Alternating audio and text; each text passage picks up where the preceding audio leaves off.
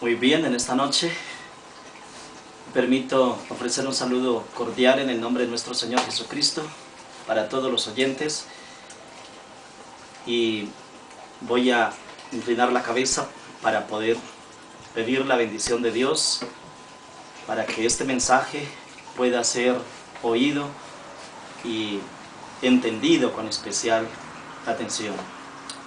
Querido Dios, te damos gracias por esta oportunidad que nos brinda de poder abrir tu palabra en esta hora. Te suplico, Dios eterno, que este mensaje tenga el poder de lo alto, que se pueda predicar tu palabra con toda la capacidad del Espíritu, para que la misma pueda provocar el arrepentimiento en aquellos que llegue a sus oídos, que pueda ser bien entendida, que pueda ser bien asimilada, que pueda provocar la decisión de salir de las tinieblas y entrar a la luz eterna, a la luz divina, a la luz de las Sagradas Escrituras, que son las que nos ofrecen la vida eterna y son las que dan testimonio a nuestro Señor Jesús. Oramos pidiendo la iluminación del Espíritu Santo para poder discernir y comprender tus verdades. En el nombre de Jesús, amén. El tema que esta noche me voy a proponer a predicar tiene como título: Salid de Babilonia, pueblo mío. En el capítulo 18 del libro de Apocalipsis dice así la palabra de Dios: después de esto vi a otro ángel descender del cielo con gran poder, y la tierra fue alumbrada con su gloria. Y clamó con voz potente, diciendo: ha caído la gran Babilonia, y se ha hecho habitación de demonios, y guarida de todo espíritu inmundo, y albergue de toda ave inmunda y aborrecible. Porque todas las naciones, dice el versículo 3, han bebido del vino del furor de su fornicación, y los reyes de la tierra han fornicado con ella, y los mercaderes de la tierra se han enriquecido de la potencia de sus deleites. El versículo 4 dice: y oí otra voz del cielo que decía: salid de ella, pueblo mío, para que no seáis partícipes de sus pecados, ni recibáis parte de sus plagas. La profecía escrita por el apóstol San Juan, el último apóstol,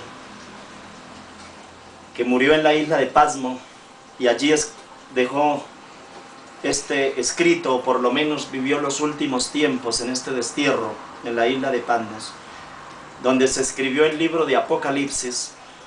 Es allí donde pudo observar todos los acontecimientos de los últimos tiempos, pero me llama la atención de manera muy especial la caída de Babilonia y el llamado que hace el apóstol San Juan, siendo inspirado por el Espíritu Santo, en ese momento cuando recibió de parte de nuestro Señor Jesucristo una revelación muy especial, porque el libro de Apocalipsis es una revelación de nuestro Señor Jesucristo para su iglesia, para nosotros. Y entonces conviene en esta noche dar a conocer lo que implica o lo que significa salir de Babilonia. Y dice: y oí, versículo 4, el capítulo 18, y oí otra voz del cielo que decía: salid de ella, pueblo mío, para que no seáis partícipes de sus pecados, ni recibiráis parte de sus plagas. Voy a hacer énfasis en este enunciado. Y oí otra voz del cielo que decía: salid de ella. ¿De cuál ella? De Babilonia, mi apreciado amigo. Dice aquí: salid de ella, pueblo mío. Este enunciado pueblo mío se está refiriendo a toda aquella persona que quiera ser partícipe del pueblo de Dios, que quiera pertenecer al reino de Dios, que quiera unirse con los que predican y enseñan el evangelio puro, la verdad divina escrita en esta santa palabra, sin ninguna mezcla de engaño ni de error, para que no seáis partícipes de sus pecados, ni recibáis parte de sus plagas. O sea, el llamado de Dios es para que no sea partícipe de los pecados, para que no entre a participar de los pecados de Babilonia, ni reciba parte de sus plagas. Podrá decir la gente que escucha este mensaje en el momento, pero ¿a qué se refiere si Babilonia ya no se encuentra? Realmente el mensaje de Apocalipsis es un mensaje simbólico, es un mensaje profético que tiene que ver con símbolos. Babilonia viene del término Babel, y Babel significa confusión. ¿Qué ocurre con la confusión? Dice que cuando se hicieron una torre grande, se hicieron una torre enorme, el hombre quería llegar al cielo a través de esa torre. A esa torre la llamaron Babel. Allí Dios confundió la lengua de aquellas personas y los fue diseminando por diferentes lugares del mundo, y se dividieron las lenguas. Entonces Babilonia significa confusión. Pero existió el reino de Babilonia, no solamente una ciudad o una nación pequeña, sino un imperio. Babilonia fue el imperio más grande que existió sobre la tierra. El imperio representado por la cabeza de oro de la imagen de Daniel 2 en el libro de Daniel. Allí se encuentra un sueño que tuvo Nabucodonosor, el primer rey grande que tuvo Babilonia, el rey de reyes en ese momento, pero rey de reyes de la tierra, porque el rey de reyes y señor de señores es nuestro Señor Jesucristo.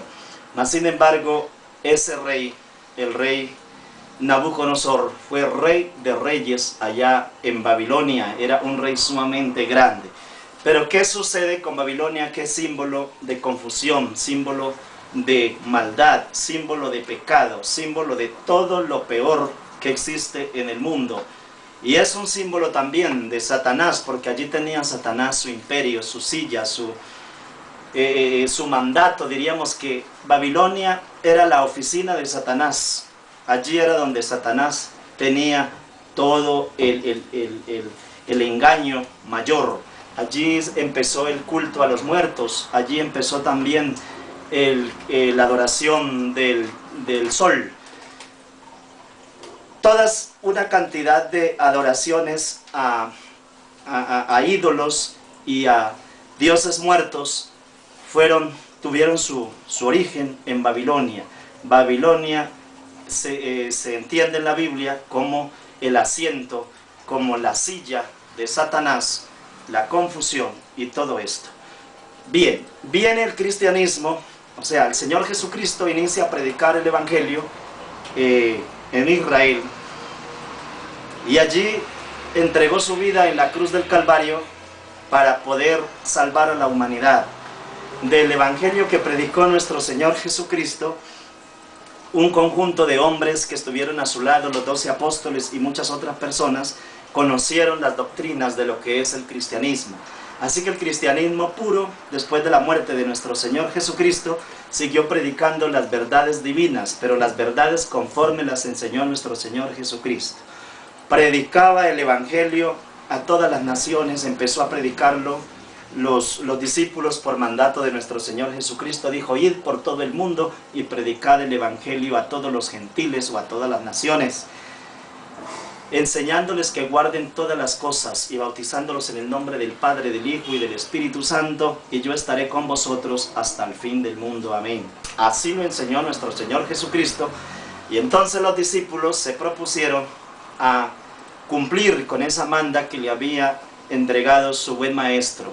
Y el Señor Jesús, cuando expiró en la cruz del Calvario, les dejó bien claras sus doctrinas.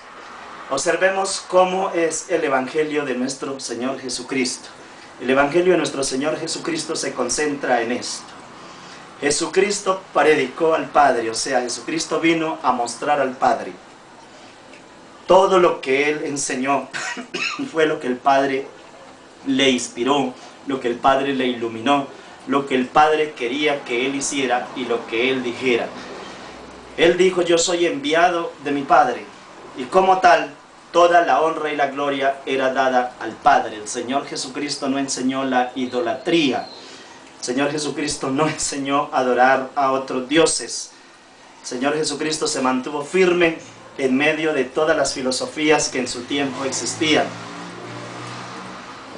Miremos en Lucas, en el capítulo 4 y en el versículo 8. Aquí hay una respuesta que el Señor Jesucristo le hace a Satanás y que nosotros tenemos que darle aplicación. Dice: respondiendo Jesús le dijo: vete de mí, Satanás, porque escrito está: al Señor tu Dios adorarás y a Él solo servirás. Veamos cómo el Señor Jesucristo tenía bien definido y enseñó que no se deben de adorar imágenes ni ningún otro, ni seres de ninguna naturaleza fuera de Dios. La adoración exclusivamente es entregada, es dada, es reclamada por Dios. Y así el Señor Jesucristo le contestó a Satanás, y así lo enseñaron los discípulos. En muchas oportunidades algunas personas se arrodillaron frente a los discípulos para adorarlos por los milagros que ellos hacían. Al apóstol San Pablo lo miraron como un Dios, y a sus compañeros, igualmente al apóstol San Pedro, querían reverenciarlo y querían adorarlo, pero los discípulos nunca aceptaron adoración, porque ni los ángeles del cielo, ni los ángeles del cielo aceptan que se le adore. Entonces, ¿cómo viene a suceder que el cristianismo se haya desdibujado o se haya venido desdibujando en las condiciones que se encuentra? Veamos qué es lo que sucede. Los apóstoles, generalmente los que andaban con el apóstol San Pablo y el mismo apóstol San Pablo, después de la muerte de nuestro Señor Jesucristo, se vino una persecución terrible en Israel, y todos los discípulos eran perseguidos, algunos fueron muertos, como el caso de Esteban, el primer mártir. Esteban muere en los muros de Jerusalén, allí murió apedreado solamente por predicar que Jesucristo era el Hijo de Dios, y que los judíos y que los sacerdotes habían ordenado la muerte de nuestro Salvador, nuestro Señor Jesucristo, pero que Dios lo había resucitado. Y estando allí entre la vida y la muerte, siendo golpeado con las piedras que le arrojaban los judíos, dijo: veo los cielos abiertos y veo al Señor Jesucristo sentado a la diestra del Padre. Esto realmente estaba lleno del Espíritu Santo. Fue una persecución conmovedora.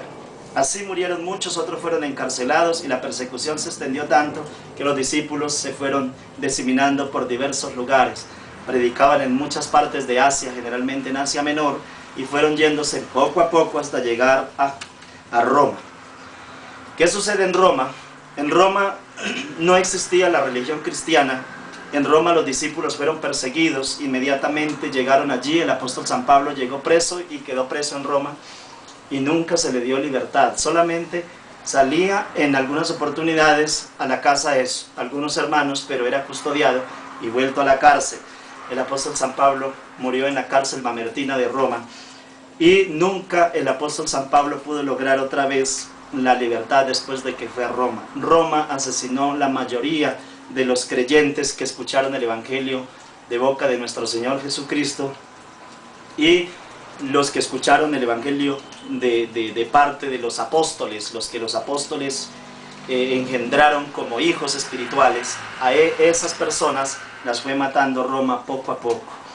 Los cristianos tuvieron que soportar las más grandes persecuciones, porque allí había un emperador romano con una mente dislocada, llena de ínfula y de pretensiones, prepotencia, y se creía como el Dios divino y no permitía que se le adorara al Dios del cielo. Este emperador romano le hizo una persecución tremenda a los discípulos. Ese se llamaba el César Nerón. César Nerón se gozó mucho viendo a los cristianos morir, alguno en la boca de los leones, otros muertos por gladiadores, y hacía tremendos festines con las vidas de los discípulos. los amarraba también a los caballos y salían corriendo hasta que los destrozaban, eran desmembrados. Había demasiada tortura y los creyentes, los hijos de Dios, los que predicaban el Evangelio de Dios, tuvieron que morir en la peor situación de su época. Pero los cristianos no se rendían de ninguna manera. Algunos fueron a parar a las catacumbas de Roma, porque la persecución era muy grande, o sea, se decretó la pena de muerte.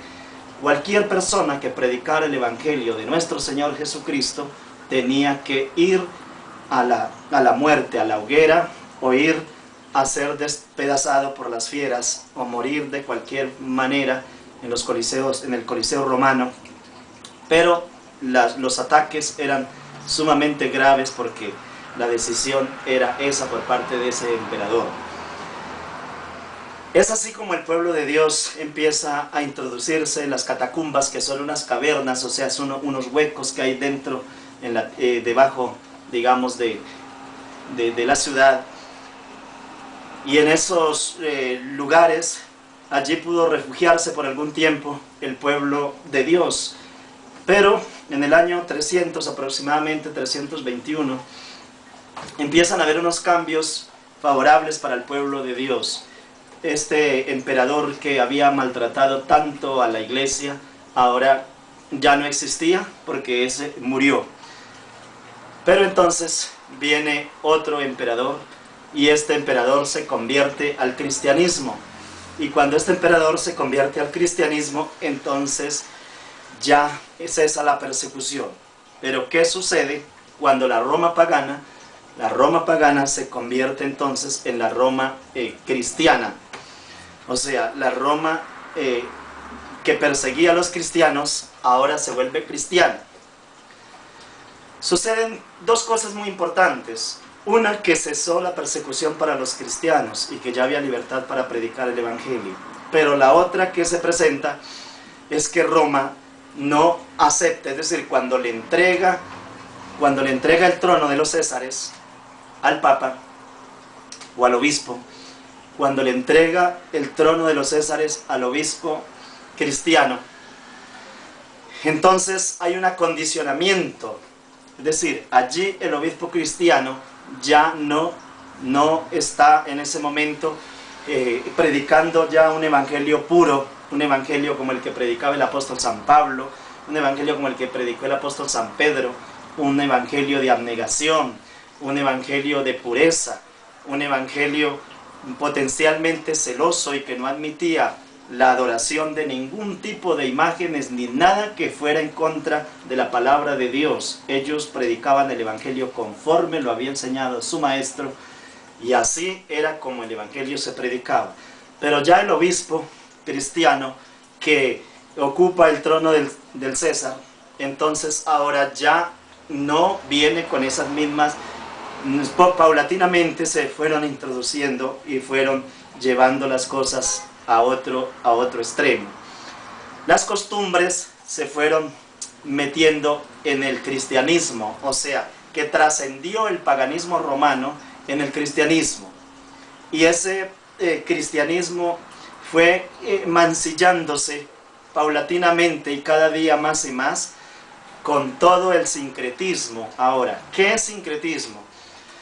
Sincretismo es agarrar de las doctrinas de otras naciones, como por ejemplo se trajeron los dioses de Grecia, los dioses grecos para adorarlos y para hacer con ellos una amalgama, en cierto modo. Poco a poco empiezan a entrar también las imágenes y adorar las imágenes. Eso no lo enseñó nuestro Señor Jesucristo ni los discípulos.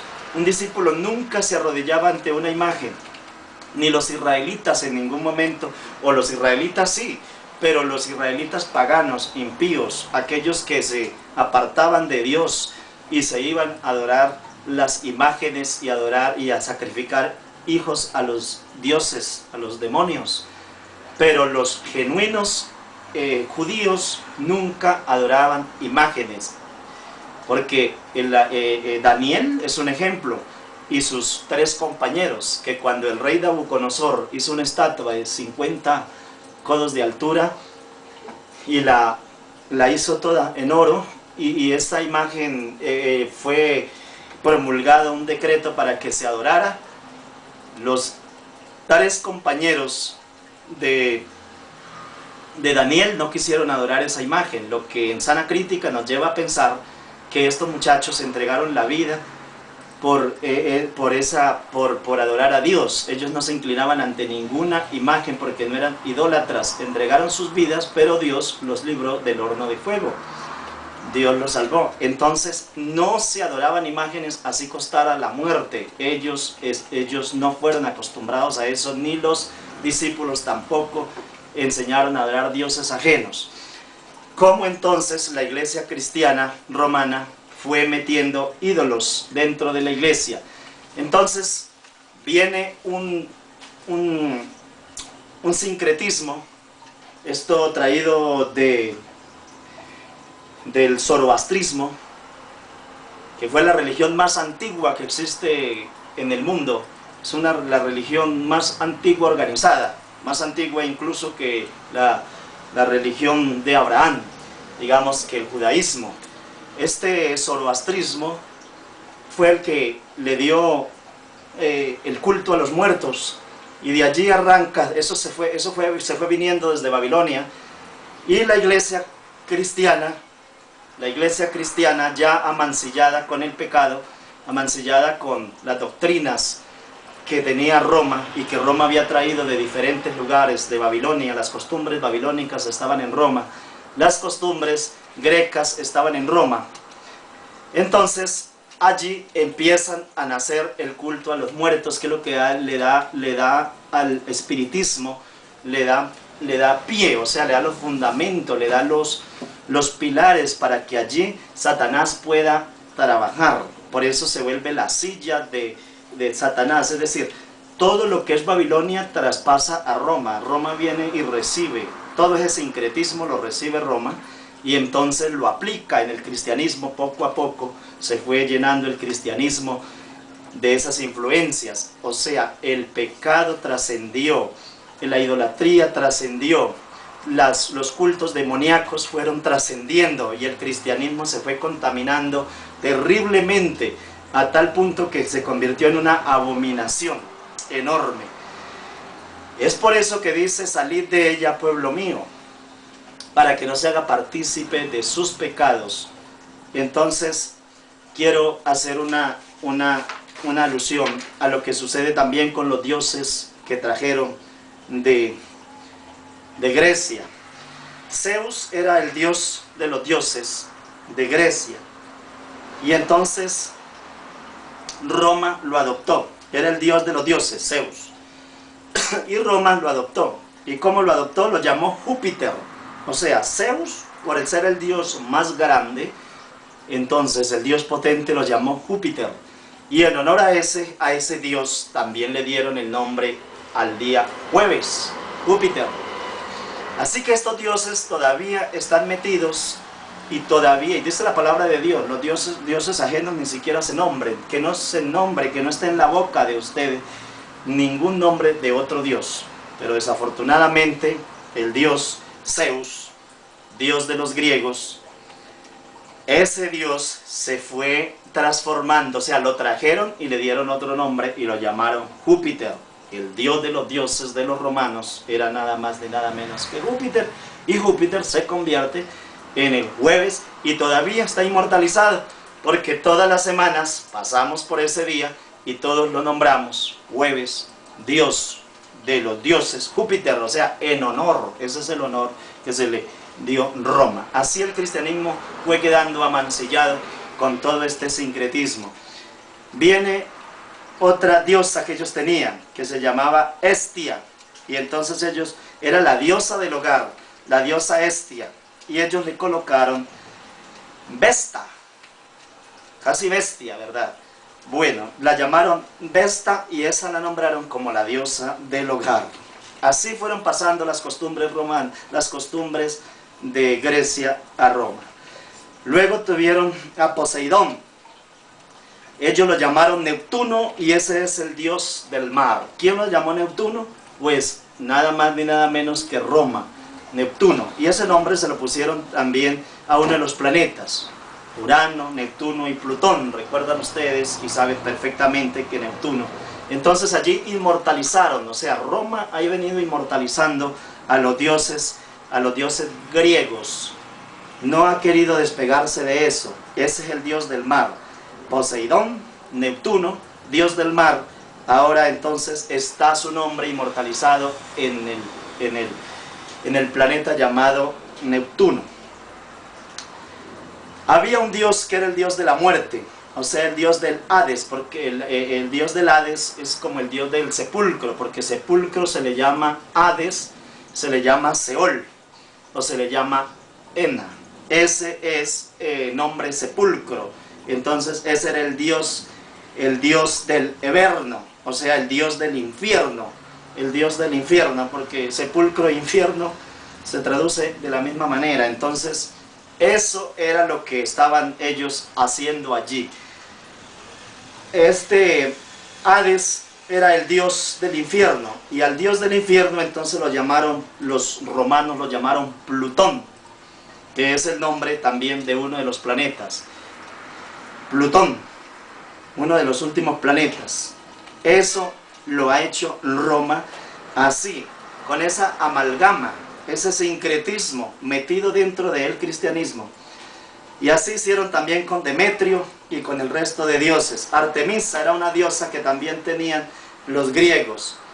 Era la diosa de la cacería. Ellos tenían un dios para todas las cosas.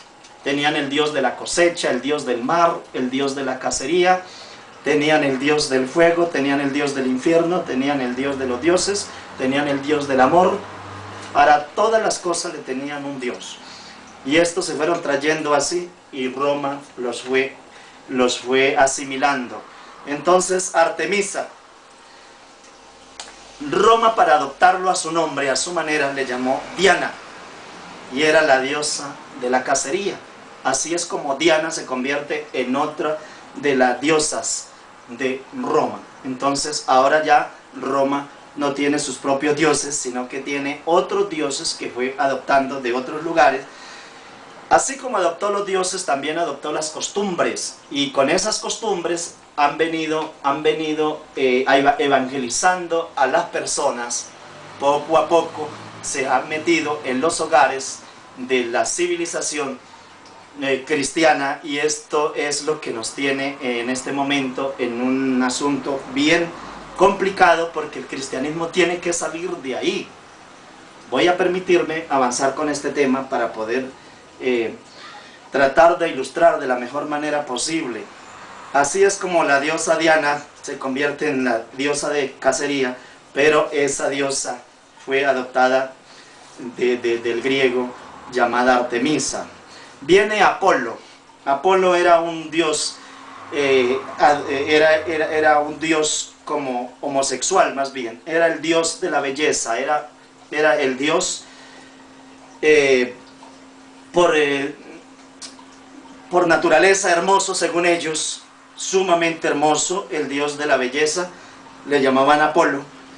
Y de allí muchas personas adoraban a ese dios como un dios homosexual. Tenían otro dios que se llamaba Atenia, ese lo llamaron Apolo y no le cambiaron el nombre, lo siguieron llamando Apolo. Había otra diosa que se llamaba Atenea, y Atenea la adoptó Roma y la llamó Minerva, pero venía también de Roma con las mismas características de estos otros dioses. Cada una tenía una misión. Entonces la diosa Atenea, el propósito de ella era entregar sabiduría, según esa mitología. Estos dioses mitológicos entran a ser parte de Roma, y allí se le llamó Minerva. Así que todavía inclusive existen en nuestro país muchas, hay una imprenta que se llama Minerva, y se viene con formas Minervas. Algunas hojas de vida le llaman, pero que sea forma Minerva, dicen algunos. Bueno, había otro dios que se llamaba Hermes. Hermes era un dios mensajero, era un dios que se movía de un lugar a otro llevando mensajes de una y otra forma. Y ese dios lo llamaron Mercurio los romanos. Y los romanos, al llamarlo Mercurio, quisieron también inmortalizarlo. Es así como llaman al planeta más grande Mercurio. Eso es. No es el planeta más grande, sino el planeta Mercurio es en honor, porque el planeta más grande es Júpiter. Entonces es el honor que le están dando en este momento a Mercurio, porque el objeto no es dejar que estas cosas, estos dioses mueran, sino que estos dioses se inmortalicen también y hagan parte de la misma cultura romana. Estaba Dionisio, era el dios del vino. Ellos tenían un dios para todo, como dije antes, y al dios del vino ellos lo llamaron Baco. Y así podríamos seguir durante mucho rato esta noche haciendo alusión a una cantidad de dioses, pero eso no tiene importancia en nuestra salvación, porque para nosotros eso es basura, para nosotros no son dioses, no es nada. Lo único que quería era tratar de instruir, de presentarles toda la basura que se fueron cargando de otros lugares y la fueron metiendo allí. Entonces, ¿qué sucede con el cristianismo? El cristianismo en ningún momento se arrodilló a adorar muertos, ni a rezarle a los muertos, ni a pedirle milagro a los muertos. ¿Usted no vio que el Señor Jesucristo se va a pedirle un milagro a Lázaro? ¿Acaso vio al Señor Jesucristo arrodillado rezándole a Lázaro para pedirle un milagro o para adorar el alma de Lázaro? ¿Acaso cuando el Señor Jesucristo se encontró con la viuda de Naín, que traía un hijo muerto, y avanzaba el Señor Jesucristo con sus discípulos, cuando venía también una procesión saliendo de Naín, y se encuentran allí la vida con la muerte, el Señor Jesucristo frente a un féretro donde yacía el hijo de una viuda que hacía poco tiempo había despedido a su esposo y que ahora una gran tragedia había sobrevenido sobre ella, y un hijo estaba muerto allí. El Señor Jesucristo no se acercó allí para adorar el alma de esa criatura, ni para pedirle nada a esa alma, porque eso no existía, ni existe en la Biblia. La Biblia no le da sustento a ese tipo de doctrina. Eso es diabólico, eso es pagano, eso hay que abandonarlo, hay que rechazarlo, porque de otra manera está en el completo error, porque esta doctrina está conduciendo a la gente a la perdición. Y ese es el mensaje que en esta noche quiero presentar. Entonces el Señor Jesucristo lo único que hizo fue reprender a la muerte y levantó a este hombre, porque el Señor Jesucristo es la resurrección. Él es el camino, la resurrección y la vida, y lo trajo a la vida, lo mismo que hizo con Lázaro. En ninguna parte los discípulos se fueron para un cementerio a arrodillarse ni a pedirle a las almas benditas, ni ellos hacían novenas. Los discípulos no hacían novenas, mis apreciados amigos, mis apreciados hermanos. El Señor Jesucristo no se fue con los discípulos y con una camándula en la mano a rezarle 40 rosarios o 50 rosarios y 18 o 50 Ave Marías para que saliera el alma y que a recibir una paz, una tranquilidad, para que tuviera un refugio. Esto es completamente antibíblico, esto es completamente anticristiano, esto no tiene presentación en una mente racional. Esto inclusive, de verdad que con todo respeto, pero una persona racional no puede entrar en este sistema. Desgraciadamente han traído a nuestros abuelos, a nuestros padres, le han embutido toda esta cantidad de basura que hay que repudiar, hay que rechazar, hay que salir de ese sincretismo a la mayor velocidad posible, porque las cosas tienen que ser llamadas por su nombre, gústele al que le guste, porque el Señor Jesucristo predicó un evangelio puro, y siempre cuando tuvo que predicar la verdad se enfrentó con verdad. Así fue cuando estaban deshonrando allí el templo, y él dijo: la casa de mi padre es casa de oración, pero ustedes la volvieron cueva de ladrones. La iglesia cristiana que entró a Roma es una iglesia santa, pura, una iglesia divina, es la iglesia pura de Dios, pero Roma la convirtió en toda, no solamente en cueva de ladrones, sino le metió toda ave sucia, aborrecible, como dice la Escritura, la contaminó de tal manera que es una amalgama de pura inmundicia y suciedad. ¿Cómo se le ocurre que usted vaya a pedirle al alma de una persona que falleció? ¿Cómo se le ocurre que tenga que arrodillarse, adorarle a un muerto o a pedirle milagros a un muerto? Si no aceptan los ángeles del cielo adoración, mucho menos criaturas corruptibles que han ido al sepulcro y están muertas esperando la resurrección de nuestro Señor Jesucristo. Ellos no pueden hacer nada, absolutamente nada por usted, porque la Biblia dice: los muertos nada saben, porque su memoria es puesta en el olvido, porque su odio, su envidia pereció ya y no tiene parte en nada de lo que se hace debajo del sol. Tiene que cambiar, apreciado amigo, su pensamiento afectado por esas doctrinas que se fueron metiendo al cristianismo y fueron dañando así un cristianismo sano, santo y puro. Usted no encuentra ningún patriarca, o sea, usted puede estudiar la vida de todos los patriarcas, puede estudiar la vida de los 12 jueces, que hubo después de que el pueblo de Israel salió a la tierra prometida, y ninguno de esos jueces, ninguno de los patriarcas, ninguno de los reyes de Israel enseñaron a su pueblo a ir a los cementerios y a rendir misas, responsos y todo este cuento mentiroso que han traído destrucción, engaño. Es una vergüenza que una persona estudie teología y se base en la palabra de Dios estudiando teología para venir a enseñar cosas que no tienen fundamento en la Biblia, pero el diablo sí aprovechó eso. ¿Cómo lo aprovechó Satanás? Cuando se está adorando a un muerto, cuando usted le está rezando a su hijo muerto y le está pidiendo un milagro a su hijo muerto, usted se apartó de Dios y está poniendo a ese muerto, a esa cosa que no tiene ningún vigor espiritual para poderlo ayudar porque está muerto, entonces lo está poniendo por encima de Dios. Y al usted colocar esto por encima de Dios, entonces está entrando en absoluta idolatría. Satanás quería robarse la adoración, y en esas condiciones entró a robarse la adoración de Dios y a distraerla en otras cosas muertas. Entonces, ¿qué sucede allí en ese momento? Que lo único que consigue es el disgusto de Dios. O sea, en ese momento, en lugar de Dios estar satisfecho con esas actuaciones suyas, Dios empieza inmediatamente a voltearle la espalda. Y hay un pecado, que es el pecado de la idolatría, y eso corta la relación con Dios. Usted diríjase única y exclusivamente a Dios. Pero ¿quién lo aprovechó? Satanás. Porque entonces los espiritistas invocan los espíritus de los muertos. Pero resulta que como los muertos están completamente inconscientes, el que le aparece es Satanás. Y Satanás le da la información que el medium está solicitando. Y así ha llegado el espiritismo.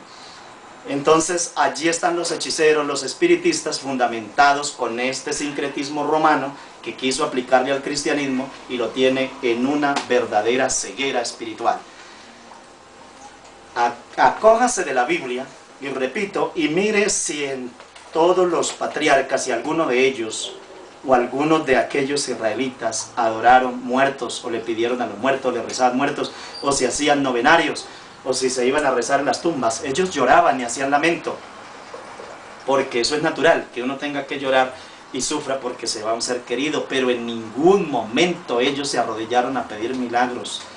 Tampoco lo hicieron los reyes, desde el rey Saúl hasta el último rey que existió en Israel. Ninguno de estos reyes enseñaron a su gente a adorarle a los muertos, a pedirle a los muertos, porque esa no era una doctrina bíblica.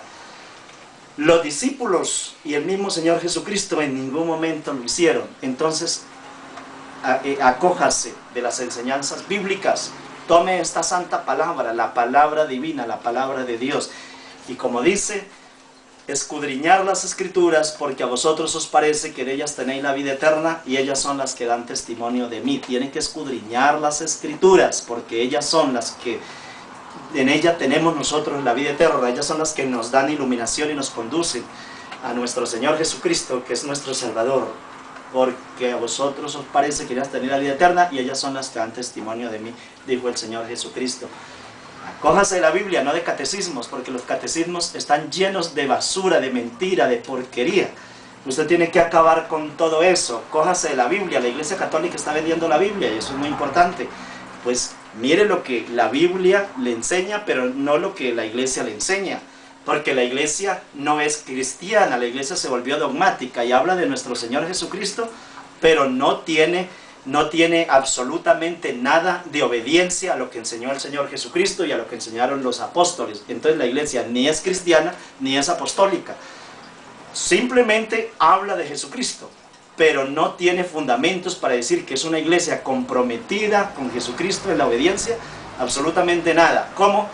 ¿Por qué digo esto? Lo digo con autoridad de la palabra de Dios y con toda autoridad.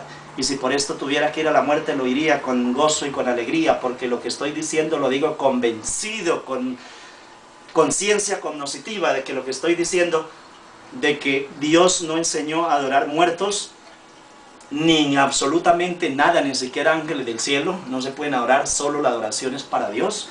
Esto lo estoy diciendo con convencimiento bíblico y con fundamentos santos, sagrados, fundamentos puramente radicados aquí en la palabra de Dios, predicado por los discípulos. Toda la Biblia rechaza, desde Génesis 1:1 hasta Apocalipsis 22:21, en toda la Biblia, a lo largo de la Biblia se rechaza la idolatría.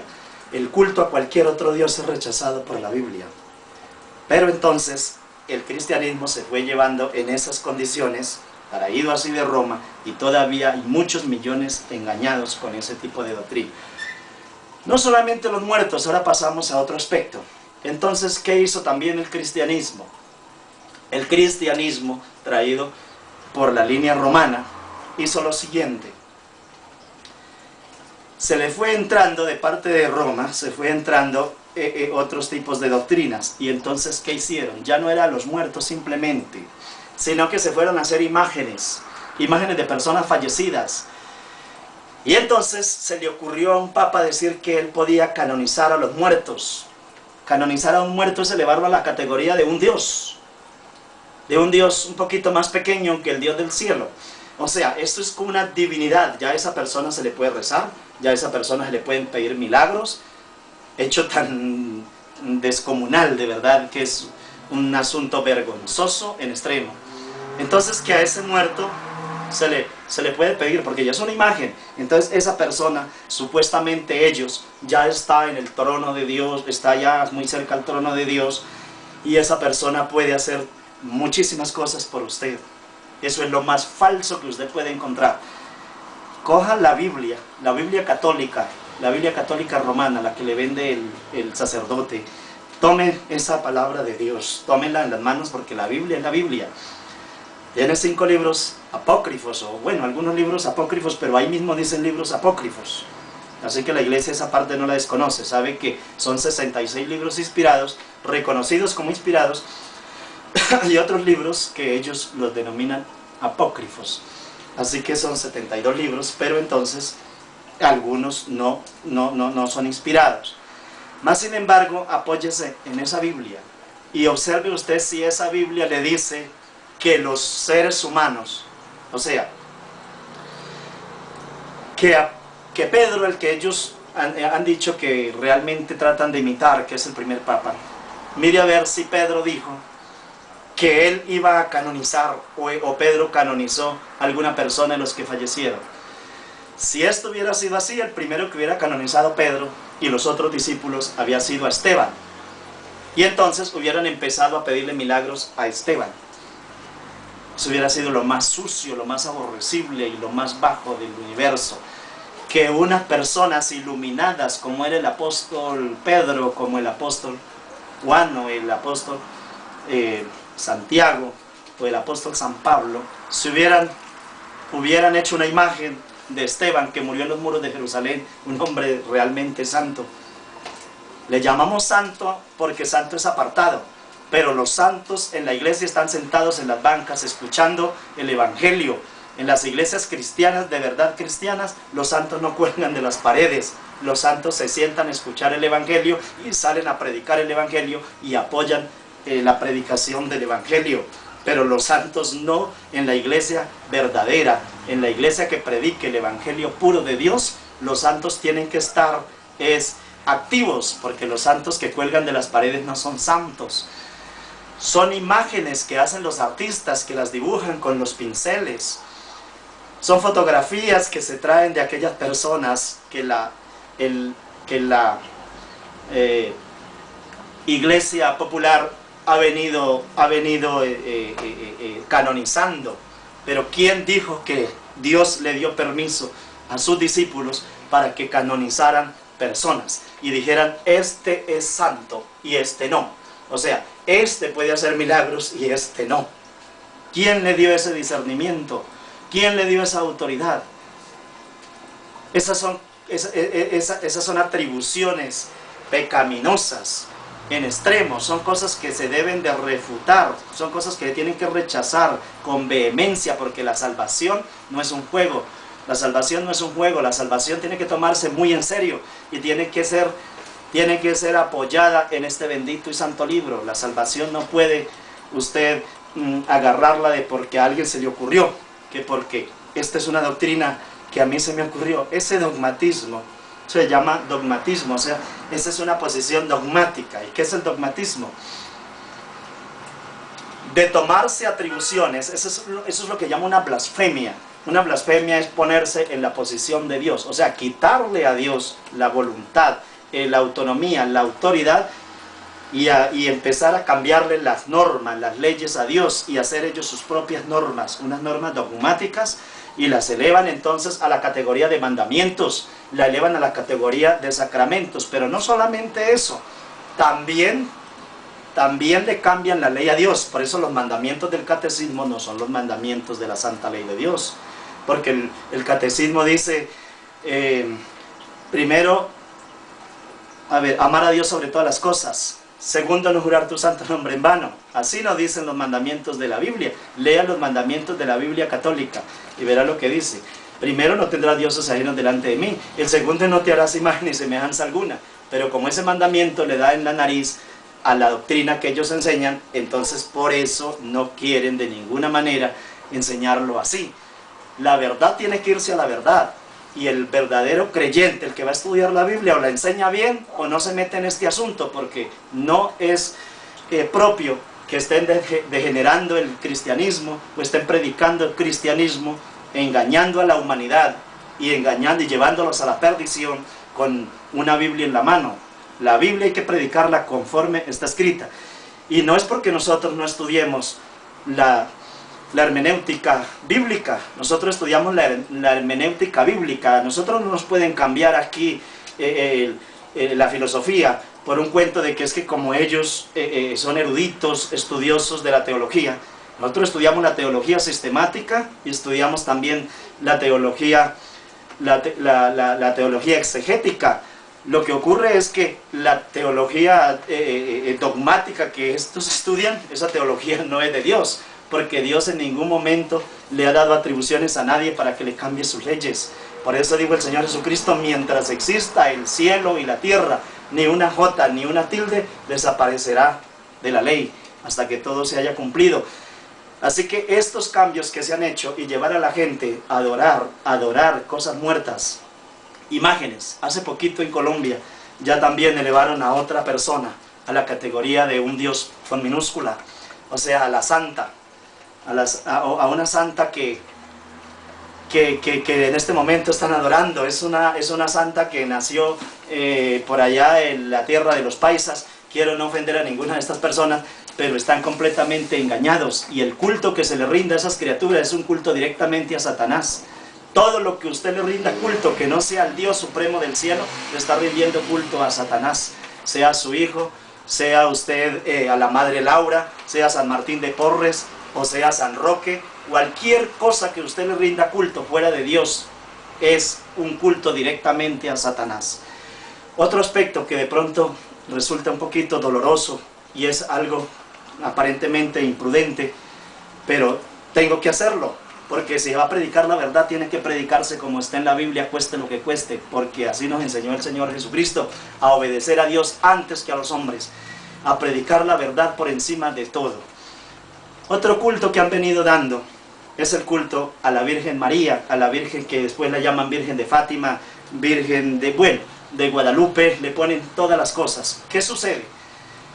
Que cuando una persona empiezan a enseñarle que la Virgen María es la que intercede para que Dios pueda sacar las almas del purgatorio, que tampoco existe ningún purgatorio, entonces cuando se enseña esa doctrina dogmática y mentirosa, está diciendo que Dios el Padre y Dios el Hijo, el Señor Jesucristo, son personas que tienen un corazón duro, un corazón de pronto insensible a los dolores terribles que están sufriendo las almas que se están quemando en el purgatorio. Entonces, como esas almas están allí agónicas, sufridas por el intenso calor del infierno, del purgatorio, entonces allí aparece la Virgen María diciéndole a Dios o al Señor Jesucristo que tengan piedad, que tengan misericordia. ¿Cómo le van a decir a Dios que tenga piedad o que tenga misericordia?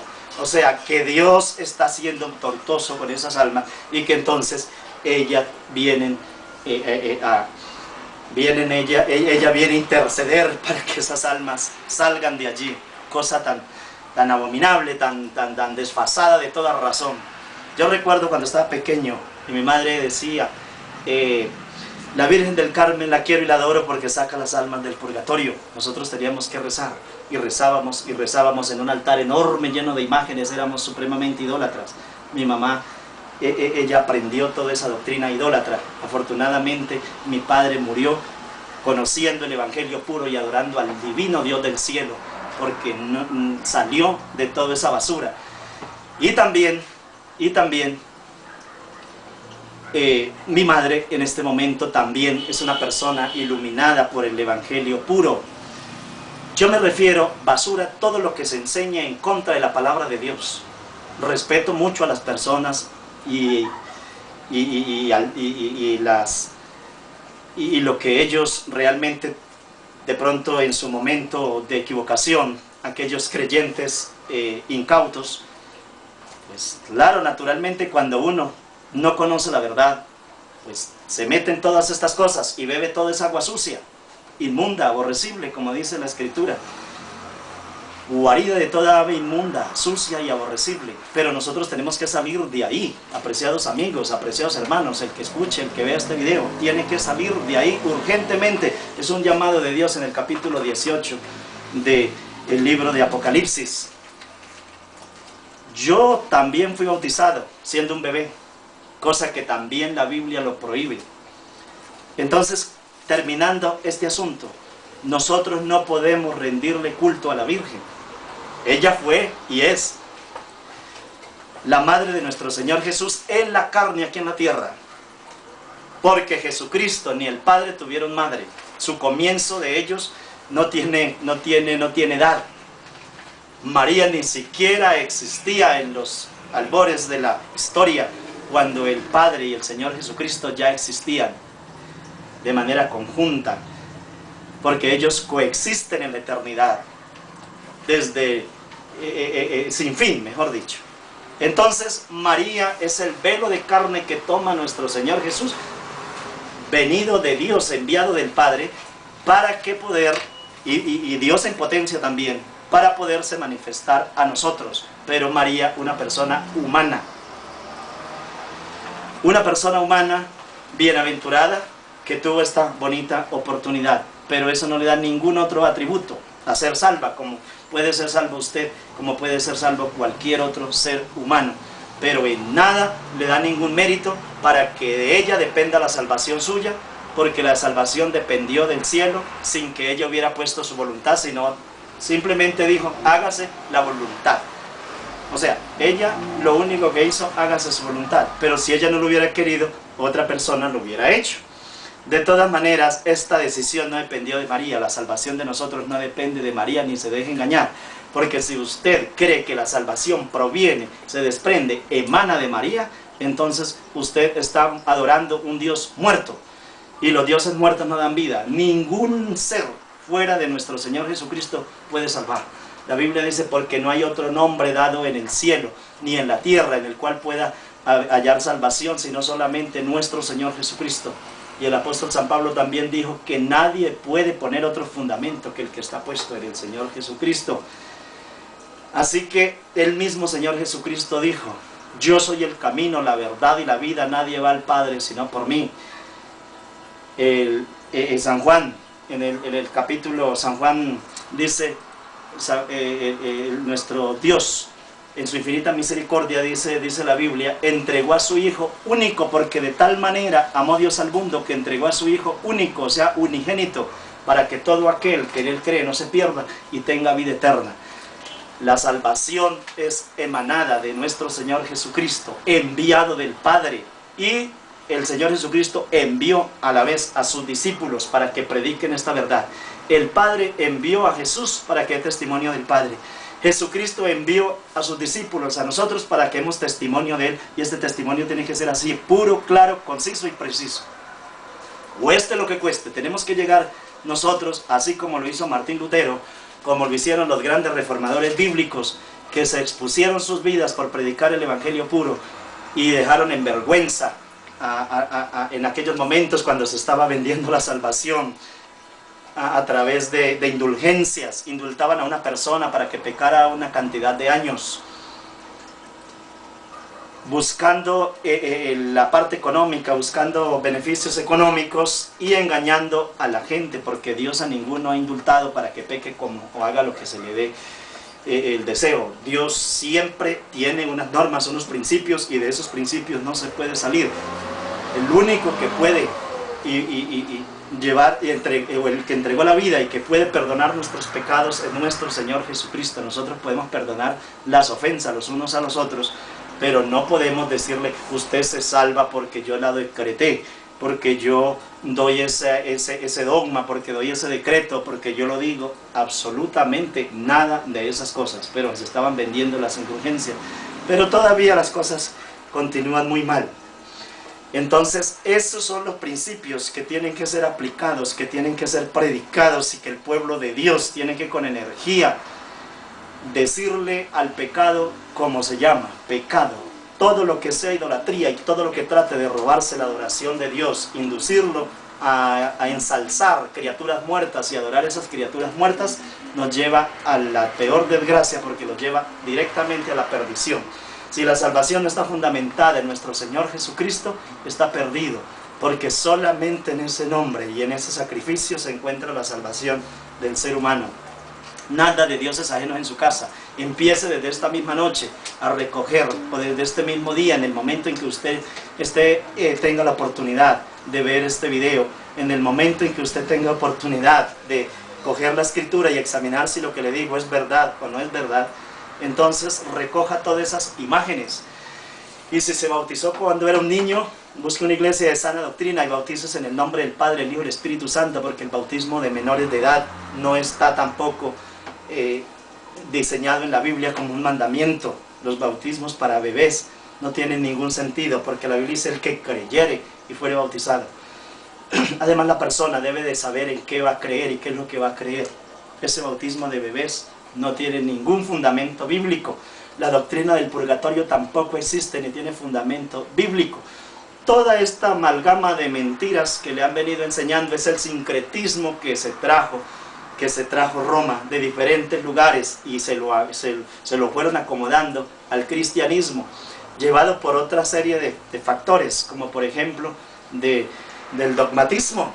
O sea, el dogmatismo es creer que los clérigos o los grandes administradores del clero pueden hacer lo que quieran, es decir, decretar la doctrina que quieran y cambiar las leyes de Dios y hacer todo lo que ellos se les ocurra.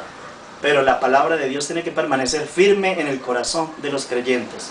Nosotros no tenemos por qué ir a perseguir a los sacerdotes, ni ir a tirarle piedra a los templos, ni ir a tumbar las imágenes, porque tenemos que respetar. Nosotros tenemos que entender que hay una libertad religiosa, pero nosotros sí podemos decir la verdad de lo que dice la Escritura y pasar por esos templos con todo respeto. Y si tenemos que de pronto ir a acompañar a algún familiar porque tiene alguna persona que falleció y está en esa iglesia, hay que ir con todo respeto, sin ir a decir groserías, ni ir porque eso es un delito. porque nosotros en nuestro país y en el mundo entero prácticamente la libertad religiosa ya hace parte de los derechos fundamentales, de los derechos humanos, de los derechos, es decir, de los derechos de la humanidad en su conjunto. Estas son normas de norma, o sea, son normas rectoras y son normas constitucionales, son supraconstitucionales. La libertad religiosa son normas supraconstitucionales. Entonces, hay libertad religiosa, ellos pueden ejercer sus cultos, pueden venir a los barrios y nosotros tenemos que ser tolerantes como personas, respetar a esos ministros, a esos predicadores, a esas personas que están investidas en la autoridad de su iglesia, pero nosotros no debemos de seguir sus doctrinas, que ya es muy diferente. No debemos de seguir sus doctrinas porque la Biblia no la respalda. No es para que de pronto con este tema vayan a hacer lo que está haciendo José Luis de Jesús Miranda, que entonces mandó, el que dice que es Jesucristo, entonces manda a los seguidores de él, los manda a que se vayan para la Iglesia Católica a cometer diferentes altanerías y una serie de actos que son delictivos, porque entonces cuando van los feligreses con un ser muerto en el hombro que le llaman imagen, le llaman San Roque o San Isidro o Santa Bárbara o Santa Elena o bueno, como se le llame, los llevan en los hombros y van allí caminando con esa cosa muerta encima de los hombros. Entonces estos sujetos se van inmediatamente a hacer escándalo, o a quitárselos de encima, a botarlos al piso, o a tirarles piedra o a insultarlos, y ese no es lo que yo estoy en esta noche predicando. Yo soy una persona respetuosa y conocedor de los principios y de las leyes de nuestro país, y como tal, pues tiene que haber una libertad religiosa, pero la libertad religiosa no nos implica que tenemos que quedarnos callados frente a las doctrinas que son contrarias a la Biblia, porque hay libertad religiosa, pero hay libertad de expresión.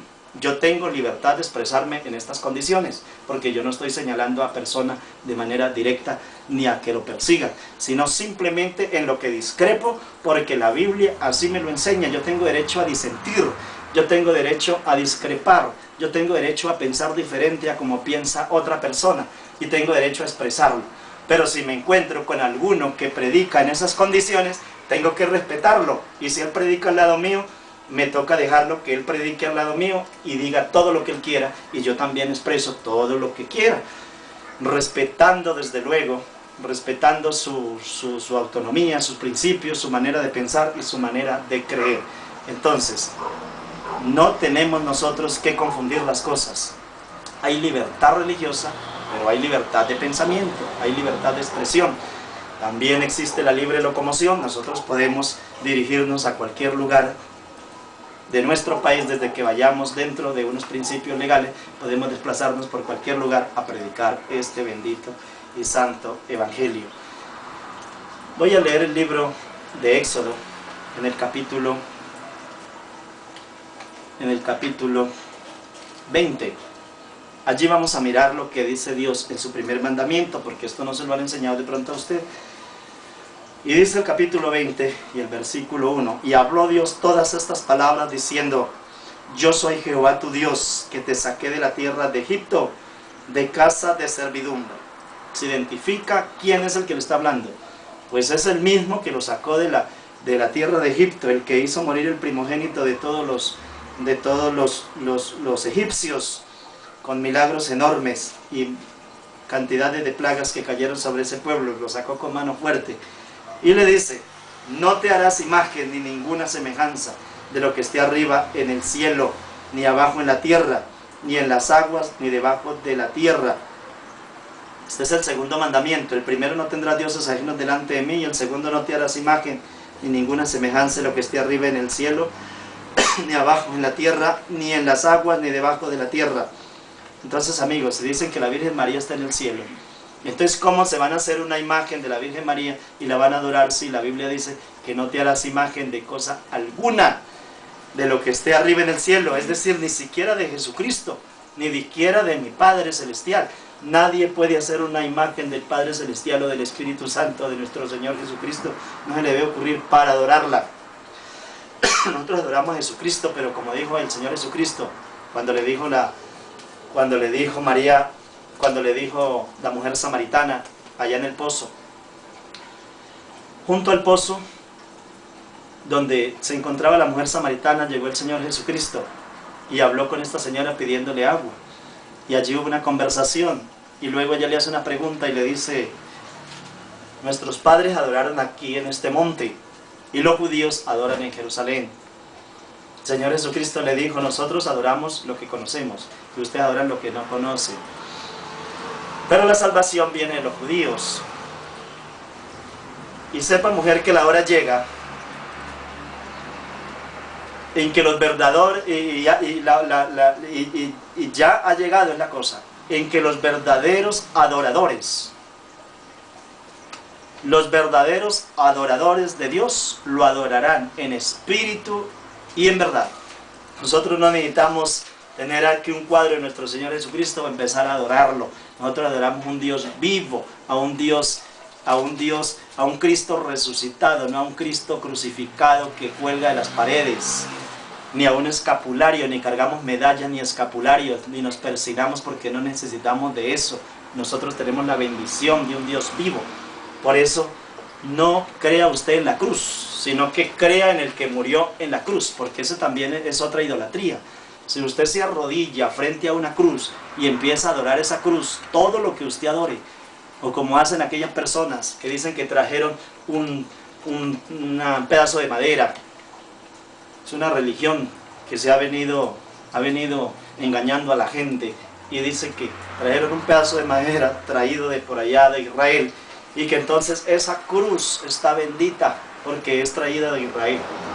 Un pedazo de palo traído de Israel, traído de donde sea, la misma cruz donde murió nuestro Señor Jesucristo.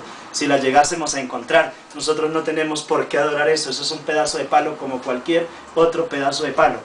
Porque la cruz era un símbolo de muerte y de desgracia para las personas que eran condenadas en una situación muy difícil. Nosotros no adoramos la cruz, apreciados amigos, adoramos al que murió en la cruz, porque la salvación no es del pedazo de madera, la salvación nos la dio el que murió en ese trozo de madera. El que murió allí es el que nos da la salvación. Entonces usted tampoco cargue la cruz, porque no es necesario cargar eso, porque eso se convierte en idolatría. La Biblia habla de la idolatría en tantos factores, que la idolatría hasta una misma persona puede convertirse en un ídolo. Un ídolo es todo lo que reciba adoración por encima de Dios. Decía la atención. Entonces esas cosas no son para nosotros adorarla, ni crea que la cruz tiene ningún mérito para sacarlo o para sacar corriendo al diablo, como algunos dicen. Que el diablo le tiene miedo a la cruz. El diablo le tiene miedo al que murió en la cruz porque ese fue el que lo venció. Pero a la cruz, ¿qué le va a tener miedo si la cruz es un pedazo de madera? O la pueden hacer también de metal, la pueden hacer de plástico. Cualquier cosa, con cualquier elemento contundente se puede hacer una cruz. Eso no tiene absolutamente ninguna razón para que se le dé adoración. Tiene que aprender a adorar, como dijo el Señor Jesucristo, los verdaderos adoradores. No van a adorar ni en Jerusalén, ni en ese monte, porque la adoración de Dios en este momento está donde quiera que haya una persona, y el Señor Jesucristo, donde hayan 2 o 3 en mi nombre, allí estaré yo. Cualquier persona de manera individual puede adorar a Dios donde se encuentre, pero en espíritu y en verdad, porque Dios es espíritu, como dijo el mismo Señor Jesucristo. Nosotros no podemos tener muletillas para llegar a Dios. Nosotros no necesitamos aguas benditas traídas de no sé qué. No se deje engañar, ni que el brujo le vaya a vender el talismán para la buena suerte, porque nada de esas cosas tienen absolutamente fundamento, razón o dinámica para que puedan a usted ayudarle a resolver sus problemas. Usted y Dios, esa es la comunicación. Y el único libro de texto, la palabra de Dios, para fundamentar la palabra de Dios. Cuando tenga que interpretar la palabra de Dios, tiene que interpretarla entre ella misma. La Biblia misma se interpreta con los mismos capítulos, versículos que en ella se encuentran. Lo que usted no entendió aquí, lo va entendiendo el texto, lo va entendiendo en su contexto, para que no tenga que ir a que de pronto lo engañen allá con catecismos, con cosas que vienen de los que no les interesa, sino solamente engañar. La palabra de Dios es el libro por excelencia de fe con el que usted tiene que fundamentarse. Sí se encuentran libros de teología, libros de teología cristiana y libros de hermenéutica cristiana que deben de de comprarse y deben de estudiarse con especial dedicación. Pero si algo se aparta de la palabra de Dios, rechácelo, porque lo único que tiene fundamento es la palabra de Dios. Entonces leí aquí y dice así: no tendrás dioses ajenos delante de mí, no te harás imagen ni ninguna semejanza en lo que esté arriba en el cielo, ni abajo en la tierra, ni en las aguas, ni debajo de la tierra. No te inclinarás a ellas ni las honrarás, porque yo soy Jehová tu Dios fuerte y celoso, que visito la maldad de los padres sobre los hijos hasta la tercera y cuarta generación de los que me aborrecen. Así es como Dios les dejó aquí los primeros 4 mandamientos de la santa ley de Dios. Fue un blindaje para que el creyente no vaya a incurrir en idolatría de ninguna naturaleza. Bien, pero quiero terminar este mensaje llevando otro aspecto que también es sumamente importante y tratando de reflexionar en el mismo. Es que no solamente esto fue traído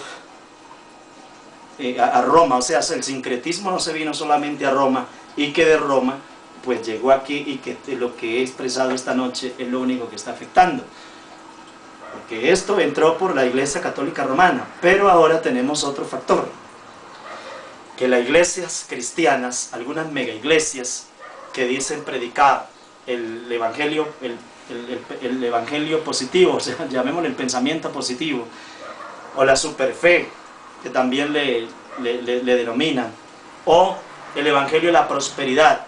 Allí se ha venido entonces ya otra amalgama. Aquí se viene presentando otros factores que también hay que conocer muy bien. Entonces, ¿qué es lo que se viene metiendo en este momento? Y luego la nueva era, que es otro de los temas, y el G12. Este es otro sincretismo que se viene metiendo, pero ese viene por otro lado. Ese ya no se vino por los lados de Roma, este se vino por otro lado, porque de Roma obtuvimos algunos aspectos importantes en el evangelio.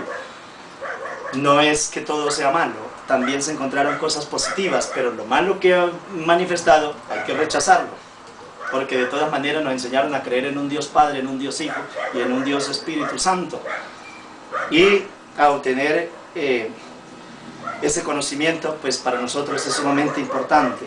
Pero entonces viene otro sincretismo. Ese sincretismo es traído ya del lejano oriente. Ese sincretismo es nada más ni nada menos que el taoísmo.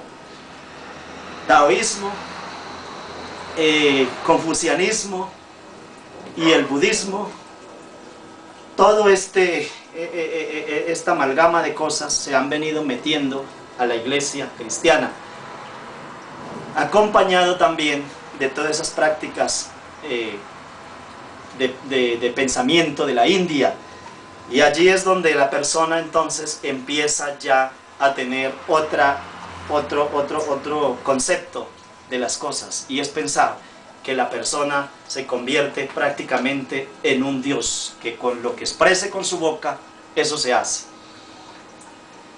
O sea, lo que ha enseñado José Murphy y lo que han enseñado algunos otros pensadores, psicólogos y filósofos que han tratado de trabajar con el pensamiento positivo, entonces se lo colocan en la mente del creyente o de la persona que está en ese momento entrando a la iglesia, y allí acompañado de otra serie de cosas donde declaran profeta a cualquier persona que se le ocurra decir: yo tuve una revelación, yo soy profeta. Y entonces ya se habla del profeta fulano, y hay cantidades de profetas, cientos y miles, no sé cuántos miles o millones de profetas ahora se han venido levantando, y es posible que no haya un solo profeta en este momento.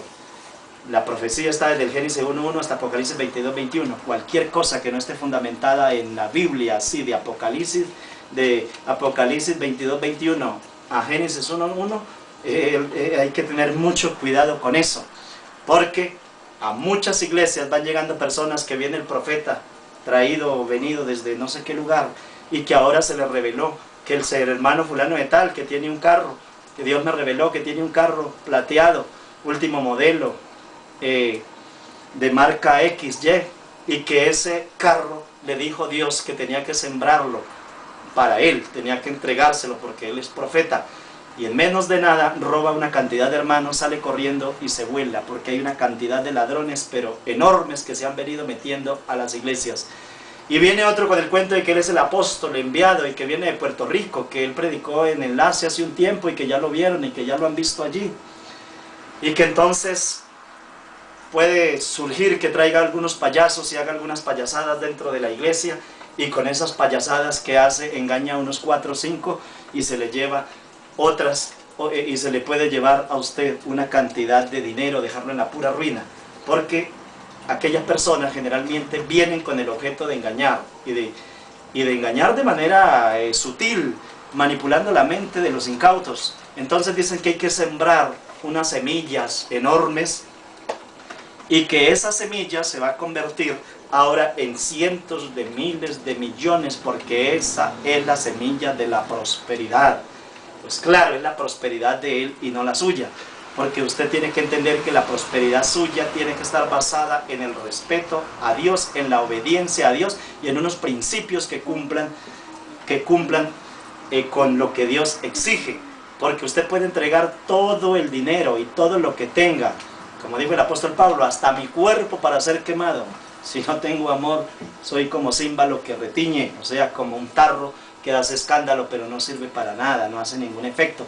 Entonces, ¿qué efecto tendría? Si fuera solamente el dinero lo que compraría el favor de Dios, entonces los pobres no tendrían oportunidad en este evangelio que se está predicando ahorita. Eso es otro asunto que tienen que tener muy en cuenta. Han ido por diferentes lugares del país y han dejado a personas lamentándose de las cosas, a otros que los han llevado inclusive a retirarse también de un tratamiento médico y a morir en una desgracia enorme, en tremendos dolores por el cáncer o otras cosas, porque no se está predicando tampoco un evangelio integral, completo y basado en la verdad. Entonces no solamente tiene que cuidarse de estas doctrinas que acabé de predicar, sino de aquellos explotadores y mentirosos ladrones que dicen que Dios los envió para que usted les entregue una cantidad de dinero.